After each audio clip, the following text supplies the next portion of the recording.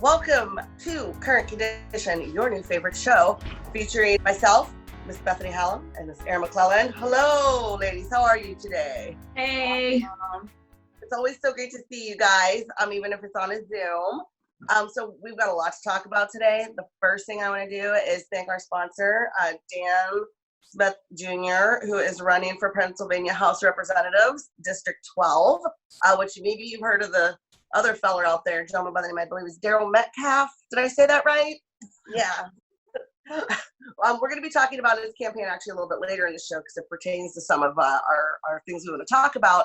But just in general, I think it bears mentioning, obviously COVID-19 has completely changed the way a lot of candidates have campaigned. They're not out there door knocking. They're not doing the face-to-face, and it's really impacting their ability to fundraise. So we're getting to the end. There's going to be a huge push at the end. If you out there listening or watching have a favorite candidate, go support them. Give them a couple bucks. Go to their website. This is all they have right now. It's weird times for everybody. So if you really feel strongly about somebody and want to support them, get on there, do it. Even if it's $5, even if it's $2, go help out your favorite candidate. And candidates, post your Act Blue links in the comments so that somebody who's watching can help get some money your way. Exactly. Drop some links. I just think that for the average person, even an engaged person, they just might not think of how this is impacting fundraising, but that's how candidates run for office. Right. So let's make sure that we're showing them some love. And thanks again to Dan Smith Jr. for sponsoring today's show. And with that, this is going to be our first, definitely not going to be our last, but our inaugural Corrections Corner. And I'm surprised we've had to wait 3 episodes to do one, to be honest with you. Me too.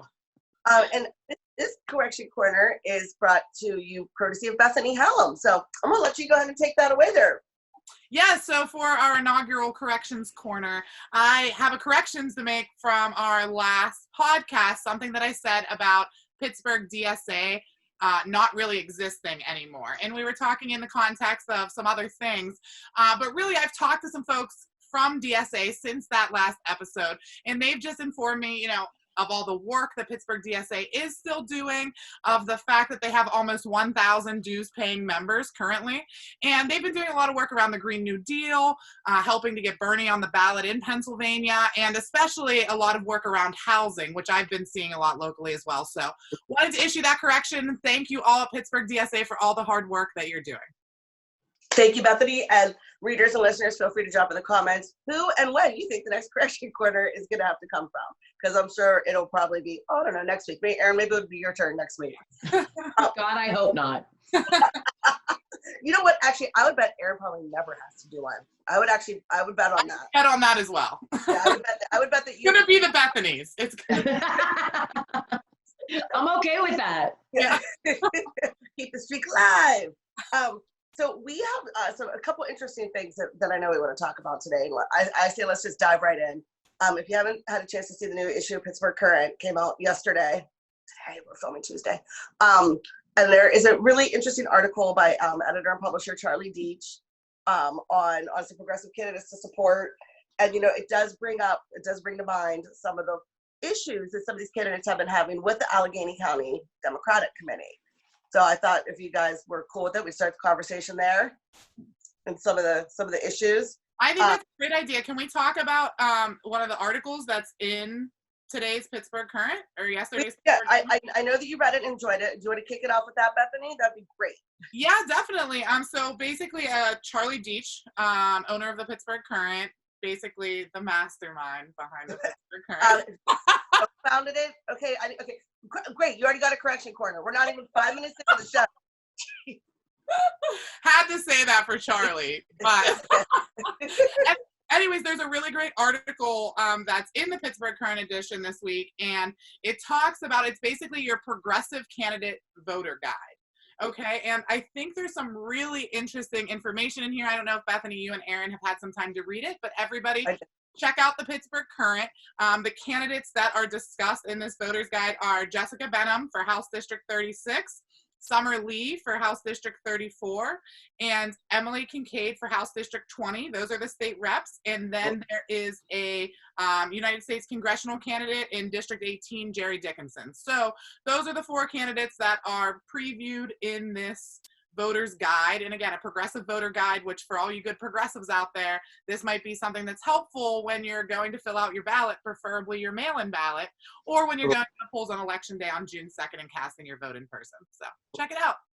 Yeah, and now I want to say, so obviously the Allegheny County, those are all the progressives, which we're really holding up, because unfortunately our local party hasn't really been supportive of them. Aaron, do you want to maybe kick off that part of the conversation a little bit, and why that might be, and what the local party, because there isn't much of one.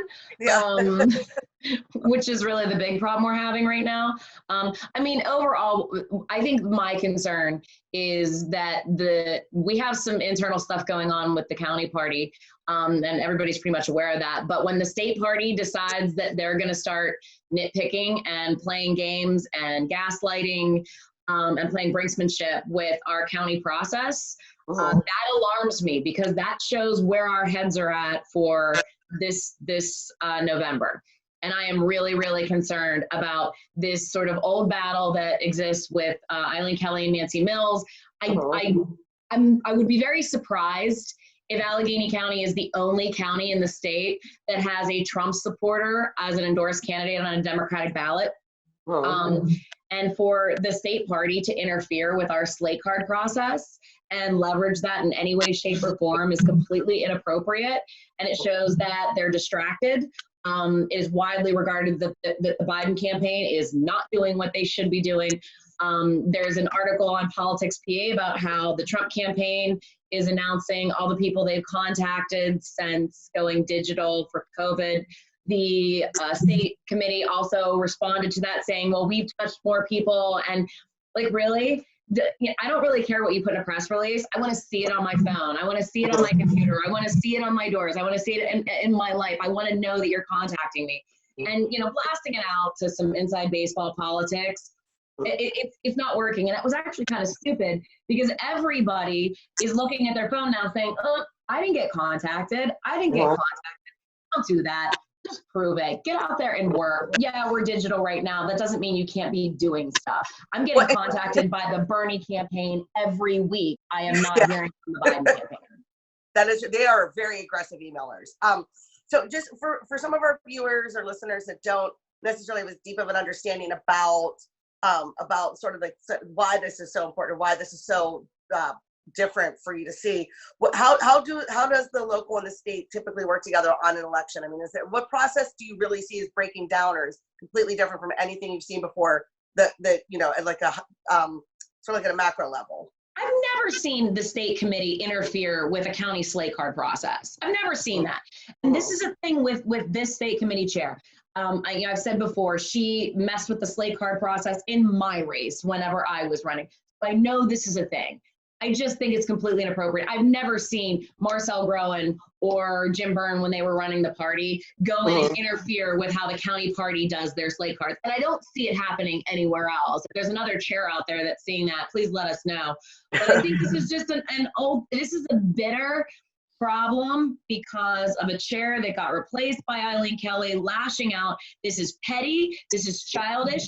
It solves no problem, creates no solution. Our problem here is we have Democrats that are supporting Donald Trump. We actually made that problem worse by messing around with this stupid slate card and turned somebody that we didn't want to give acknowledgement to into a victim and a martyr. It was so dumb. You have a real problem to solve. Solve it. Don't make it worse. And going off of that, Aaron, I mean, here's the thing, and for anybody who's not really familiar with this situation, we're talking about Harry Reedshaw's current state representative seat in House District 36. He has announced that he is retiring at the end of this term, so it's going to be an open seat. I know there's at least, 4 candidates running for the Democratic nomination for that seat, and there was a lot of even national press around the endorsement process for this race specifically, amongst other ones in Allegheny counties that we'll get into a little later. But what I want to make very clear to everyone who is following along with this story, regardless of of which side you are on in this House District 36 race, okay? Regardless of which candidate you support, your views on any of the candidates in the race, you need to think about the precedent that this sets, okay? The state party interfering in our neighborhood, right? Coming into our community and coming in and saying, no, you're going to do things our way. Okay, and irregardless of your county party and any of your elected officials and any of the committee members who spoke and cast their vote on endorsement day, this sets a horrible precedent. And Aaron, I know that you're a perfect person to speak to this because I remember when they left you off the slate card. Okay, but that was the county party who did that, and it is the county party's slate cards. Okay, and so think about if you're a candidate, when you decide to run, you pay a fee, which is a very hefty fee. I know $2,500, right? $2,500 for a state representative. In my race, I think I paid $1,500. And you know, they have different scales. Judges pay $10,000, and that is just to throw your hat into the ring to seek the endorsement. So imagine you spent anywhere from a couple hundred to $10,000 to seek the endorsement of your county's party because to you that had value and it meant something. Okay, and then to know that the state party at any time could just jump in and say, oh, you won, the voters decided, but we're just going to throw that out and forget about your race, despite all the effort. I mean, Aaron, you and I can both, again, talk about this, how many hours and days spent on the phones calling committee members, sending out mailers to committee members. I mean, for people who are on the outside of the inside baseball, it is an entire campaign just to seek the endorsement, okay? So you might be against the person who this is all about, or you might be for them. But at the end of the day, you need to think about what happens if this happened to another candidate. How did you feel when it happened to Aaron? How would you feel if this happened to a progressive candidate in the future? And we need to talk about the horrible precedent that this sets with this party meddling in our local election process and endorsement process. It cannot happen. We cannot tolerate it now. We cannot tolerate it ever. So just to summarize, and correct me if I'm explaining this incorrectly, but somebody got the local party endorsement for Harry Reid's district, and then the state committee decided to not include her on the slate card. Is that? They decided to withhold the database, so the slate card couldn't be mailed out, even though because the county party had her on the slate card. And then there were some issues about the paid for disclaimer and what the approval process, and basically what it dwindles down to is brinksmanship being played at the state party level. It is a vicious ploy to make a mess of our county process, and I've never seen a state party interfere with that before, and it's completely inappropriate. So Aaron, from your experience perspective, what would drive this kind of a strategy? I mean, they had to know, the leadership had to know there would be backlash, or did they just not care? I mean, what would compel them to continue down this path, even if it's never been done before and it's obviously causing, what's their end game? What are they trying to achieve with all this? I think there's a little bit of a riff in the county party. There's no doubt. There's a lot of electeds that have abandoned the county party due to frustration with the chair, and those are our internal issues, and they're going to need to be addressed.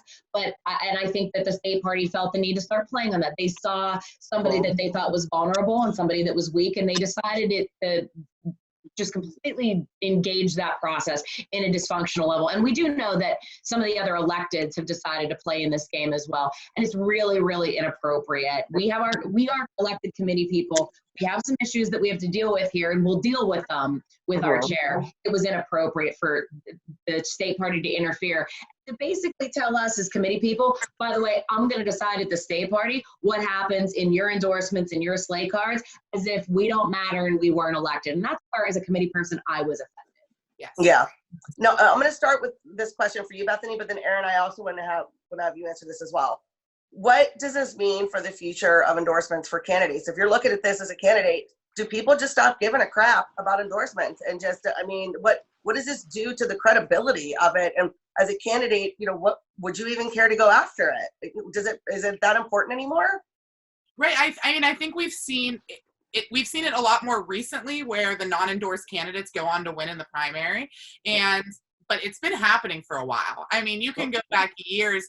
I mean, Chelsea Wagner, Michael Lamb, even in one of his elections. I mean, we've seen this going back, and that's only in my recent memory. I'm sure it goes on even before that. It's just more recently, it's happening more frequently. And so I think people are really starting to question the endorsement process. And also, I know, I'm never afraid to talk about my personal views on the structure in the county. I just truly believe that the only solution here is to start over.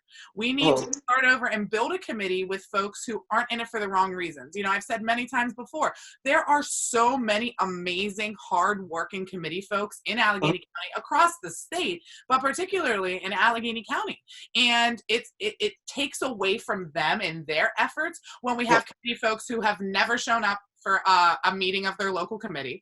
Some of them who don't even show up on endorsement day and vote, and other ones where that is all they do. They're not working for candidates. They're not being the liaison between elected officials and the members of their neighborhood. They're not serving their purpose. And so I'm a firm believer that we have to start over. Committee elections, every Democratic committee seat is up in 2022.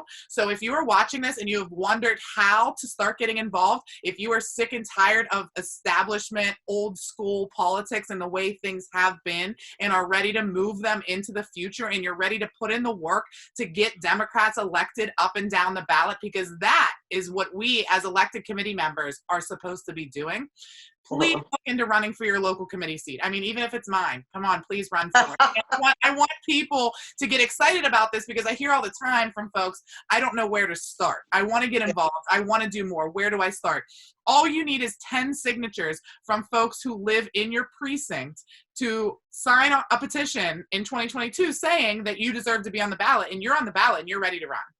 And a lot of these seats have never been contested. A lot of folks actually don't even run for their seats. They get reappointed every single term and hold an appointed office every 4 years over and over again. So you might be the only one on your ballot even running for it. This isn't like, normal politics where you're running against 10 other people for this seat. So if you want to get involved, please do, because what this county party needs more than anything is to get rid of the Trump supporters, get rid of the people who are holding the seat just for some sort of social status or to get a good job or whatever it is that people think being on the committee does. If you're not willing to do the work, you need to go, because we cannot afford 4 more years of Trump in the White House. And that's what happens when you do not have organized Democratic committee structure locally, countywide, across the state. That is so important, not just for Trump, but also these down ballot races as well. And these state rep seats, again, the state Senate seats we need to flip to take over the Senate, the state House seats we need to flip to take over the House. I mean, there's so many reasons why a strong committee structure is so crucial.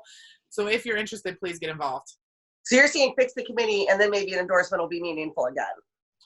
Exactly. So an endorsement is not meaningful when your vote can be bought. An endorsement is not meaningful when you are not out in the trenches doing the work like so many other committee folks are doing, right? So when we have people who are deciding the endorsed candidates for an entire community, whenever they don't even have an idea of what exactly it is their community needs, that is a big problem. So there's 2 things that need to happen. Like you said, fix the structure of the party, start over from the ground up, and make the endorsements mean something.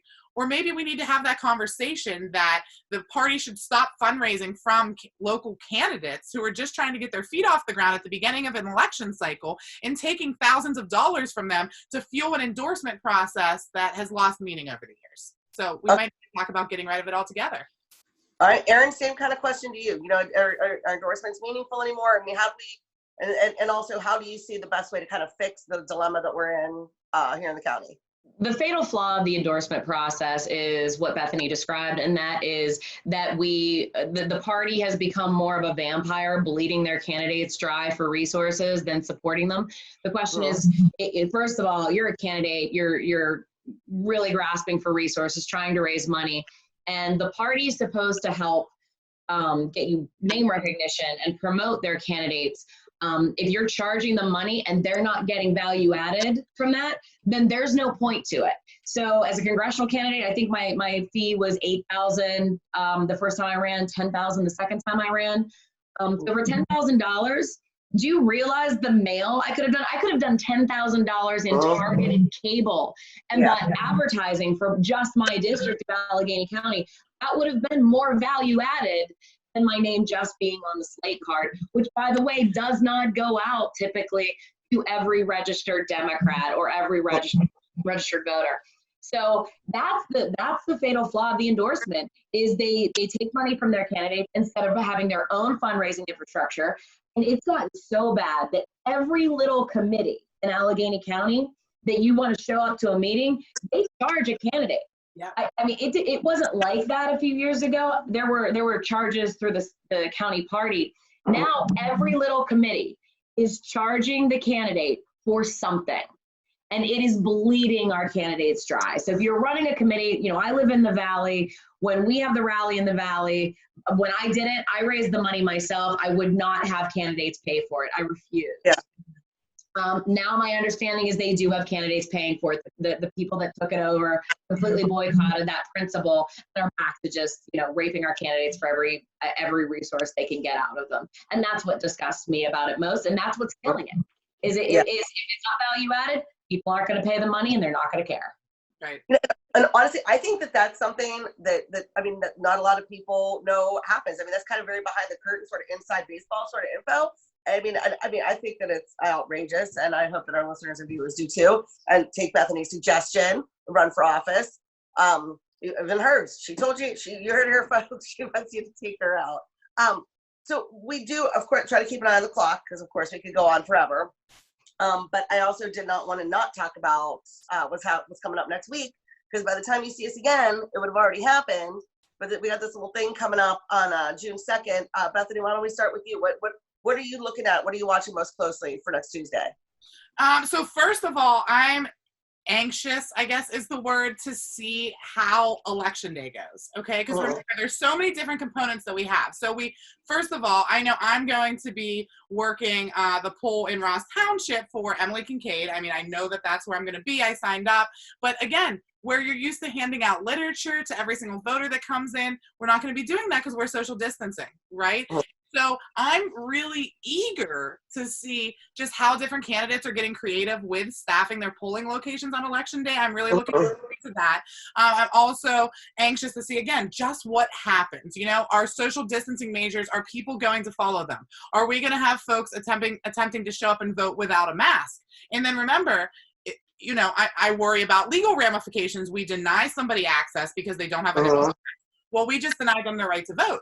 Right. So I'm just, you know, I'm trying to foresee all sides of all the different arguments. I'm also anxious for the mail-in ballots to be counted, because remember, it's 7:01 a.m. They're going to start opening those ballots at the central.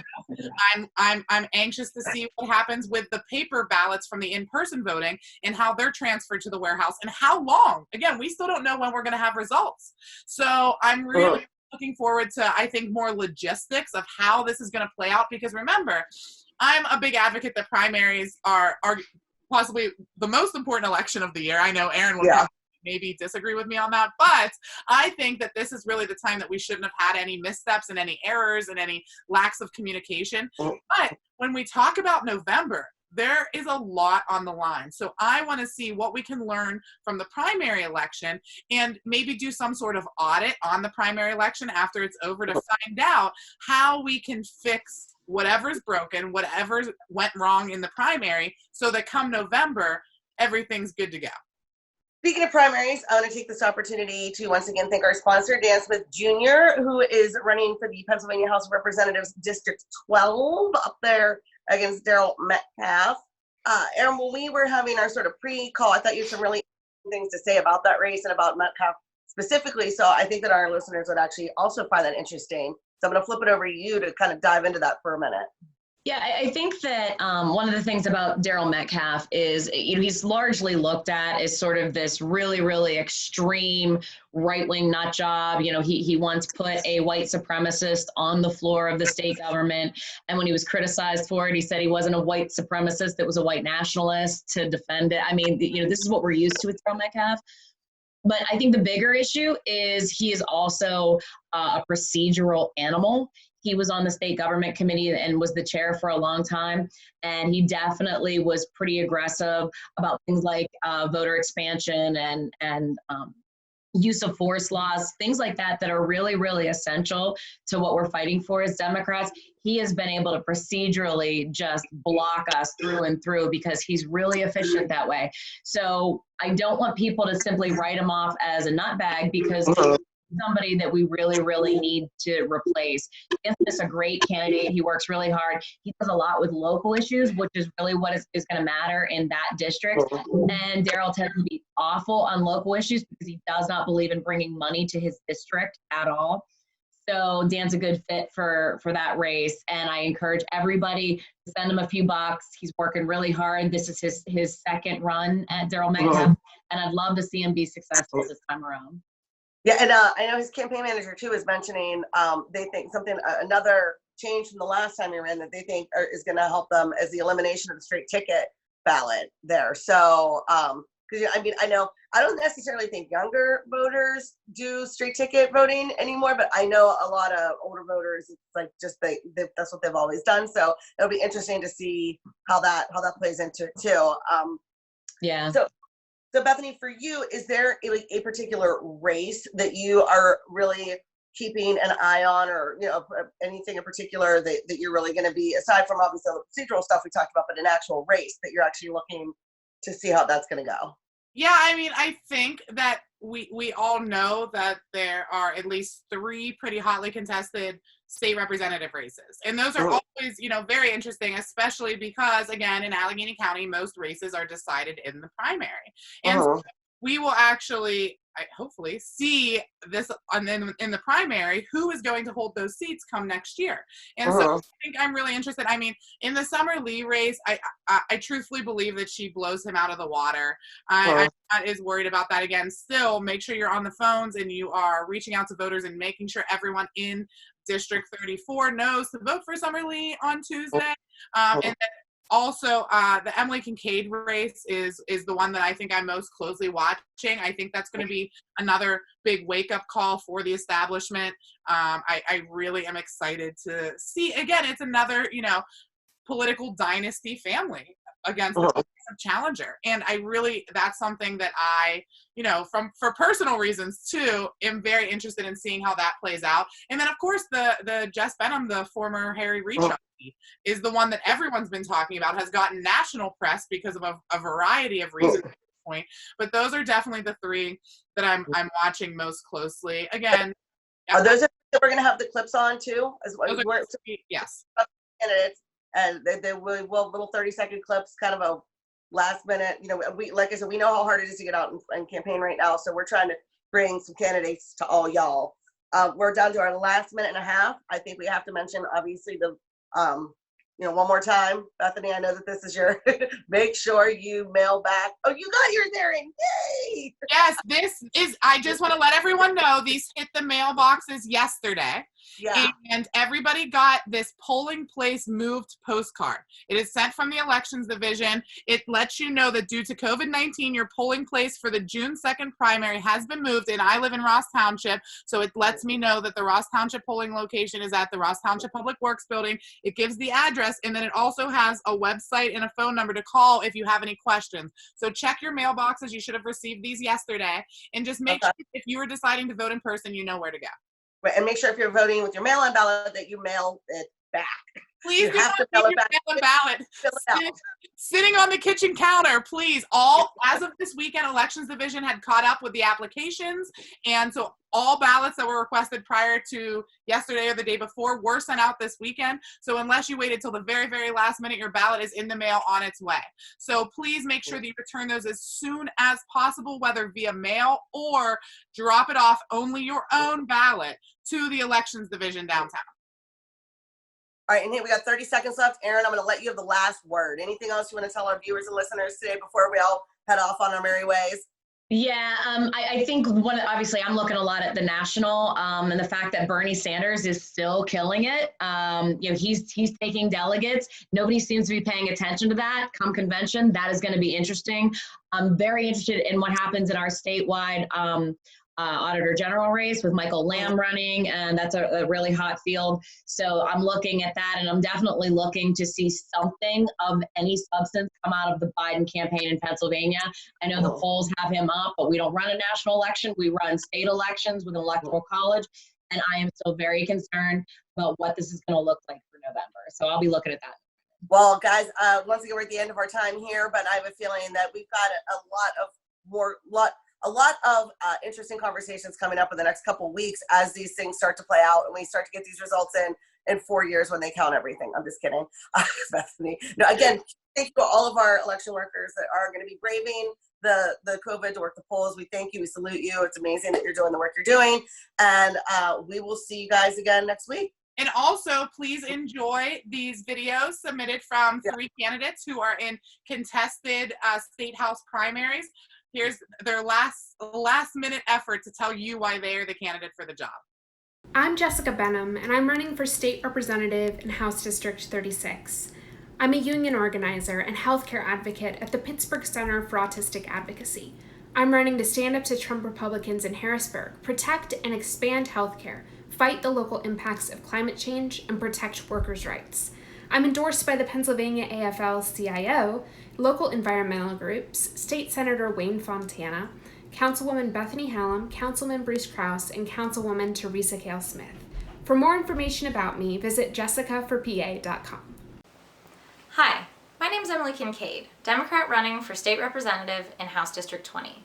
I'm an attorney and policy advocate with over a decade of experience working to find solutions for some of the toughest problems facing our state and our nation.